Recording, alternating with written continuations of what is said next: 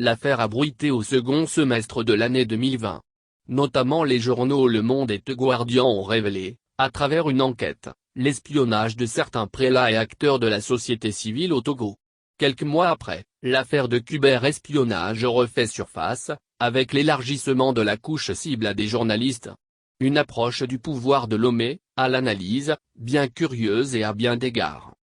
Rebondissement.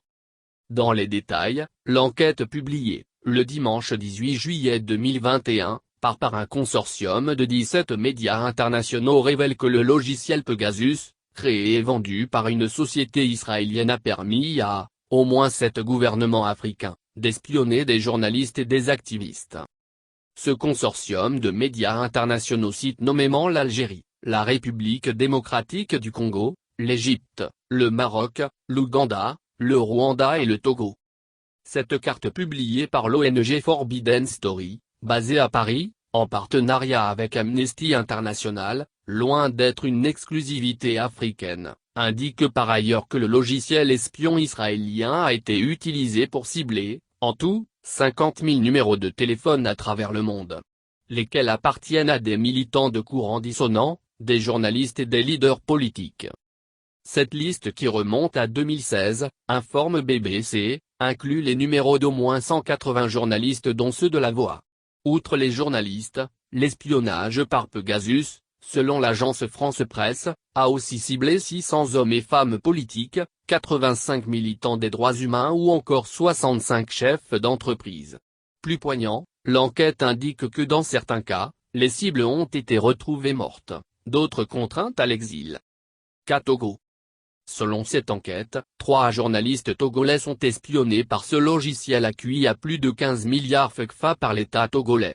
Il s'agit, d'abord du journaliste d'investigation et directeur de publication du journal L'Alternative, Ferdinand Haïté, ensuite de l'ancien directeur du groupe de presse Sud Média, notamment de la défunte LCF, Luc Abaki dont on connaît la proximité avec l'ancien ministre d'État en charge de l'administration territoriale et directeur de cabinet du chef de l'État, Pascal Bodjona, tombé entre-temps en disgrâce auprès du prince, puis de Carlo Quetou, directeur de publication du journal L'Indépendant Express dont la justice a récemment ordonné le retrait de récépissé, dans la fameuse affaire de vol de cuillères dorées. Avant ces 3 journalistes, on se rappelle que les travaux de Citizen Lab, ce laboratoire canadien de recherche, rattaché à l'Université de Toronto, qui étudie le cyberespionnage contre la société civile a révélé que le logiciel israélien Pegasus et sa maison Merzo ont aussi espionné plusieurs personnalités togolaises via leur téléphone portable. 4 noms ont été révélés, notamment l'opposant Raymond Oundjo, 2 religieux, le père Afonion et Monseigneur Alonou, président de la conférence des évêques du Togo. Des personnalités connues pour n'avoir pas toujours été tendres envers le pouvoir de la famille Gnassingbé qui règne d'une main de fer sur le pays depuis plus de 50 ans. Par ailleurs, le nom de l'ancien ministre des Affaires étrangères Elliot Oin a été aussi cité pour avoir été également espionné via Pegasus. Si le profil et le choix des cibles ne semblent visiblement pas anodins, pour nombre d'observateurs avisés, l'approche paraît tout de même bien curieuse, sinon indignant. Et pour cause. La curieuse approche de Fort. En effet, si l'on peut comprendre, sans pour autant le légitimer, le choix de certains pays comme le Rwanda, sorti de la guerre, et qui demeure une zone instable et permanemment sous la hantise de rébellions, donc pour des raisons de sécurité nationale, il paraît bien curieux que le Togo fasse partie des pays ciblés. Puisque ce logiciel, par essence, est censé tracer les terroristes. Donc logiquement utile aux nations menacées par le djihadisme, notamment le Niger, le Burkina, le Mali, le Tchad, le Nigeria ou encore le Cameroun.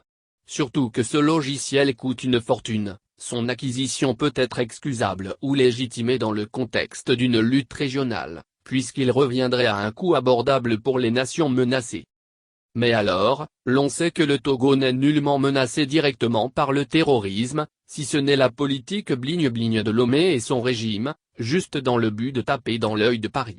Sinon, aucune raison n'explique fondamentalement l'achat, par le Togo, de ce que nous qualifierons ici de jouet Pegasus qui coûte près de 16 milliards CFA.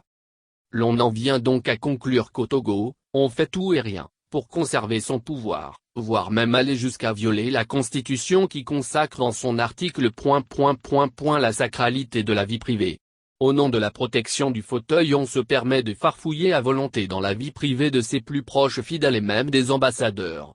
Sinon, a-t-on réellement d'un tel investissement pour tracer un simple journaliste qui ne dispose que de sa plume pour combattre un régime qu'il juge englué dans la malgouvernance? C'est aux premières heures de la démocratisation que les journalistes exerçaient dans la clandestinité. Mais aujourd'hui, tout se sait et tracé à la minute. Les sièges, domiciles, comptes bancaires sont facilement traçables par les pouvoirs publics. Alors, de quoi a-t-on autant peur, si on sait qu'il existe 1000 moyens traditionnels et conventionnellement plus corrects, si réellement le pouvoir de Lomé entend tracer quelqu'un? Laissez l'ombre pour la proie. Somme toute, c'est encore une mauvaise publicité de plus que le Togo se fait. Mais ce feuilleton paraît tout de même plein d'enjeux quand on sait que même les proches de Faure, y compris des représentants diplomatiques, des securocrates, nombre d'entre eux sont tracés. À quelle fin concrètement? L'on attend la suite. Mais cette méthode de gouvernance qui consiste à débourser des milliards pour l'achat d'un tel logiciel, pendant que ce pactole peut servir à faire 1000 chantiers dans le social, consiste, pour le régime de Faure, de faire du cynisme du simplement. L'on pense mieux sécuriser son pouvoir en utilisant les deniers publics à acheter des logiciels extra-gamme pendant que le contribuable ploie sous le poids de la vie chère. Mais la réelle menace pour le régime de Faure se trouve bien être le chômage et la faim. Ce que semble ignorer le prince de 2005.